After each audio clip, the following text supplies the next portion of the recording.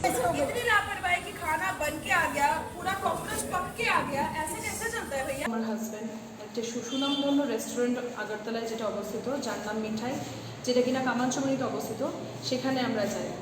সেখানে গিয়ে আমরা যে খাবারটি অর্ডার দিই, সেই খাবারটা আসার পরে যে ঘটনা, সেটা প্রচণ্ড দুঃখজনক। সেই খাবারের সাথে আমাদেরকে সার্ভ করা হয়েছিল ইনসেক্ট অ্যান্ড ককরোচ। আমরা সঙ্গে সঙ্গে যখন আমরা ম্যানেজারকে কল করি, ওনারা থালাটাকে সরিয়ে নিয়ে যান। খুব ভাগ্যবশত আমরা একটা ছবি তুলতে পেরেছি এবং আমরা একটা ছোট্ট ভিডিও রাখতে পেরেছি সেটা। যখন ওনাকে প্রশ্ন করা হয়, কারণ কি কিছুটা খাবার আমরা অবভিয়াসলি খেয়ে নিয়েছিলাম এবং তারপরে আমরা সেটা রিয়েলাইজ করি যে এখানের মধ্যে একটি আরশোলার মতো একটা বড় জাতীয় পোকা রয়েছে। যখন আমরা জিজ্ঞেস করি, এবং সেটা প্রপারলি কুকড, সেটা প্রপারলি রান্না হয়ে গিয়ে আসা, এমন না যে জাস্ট পড়েছে।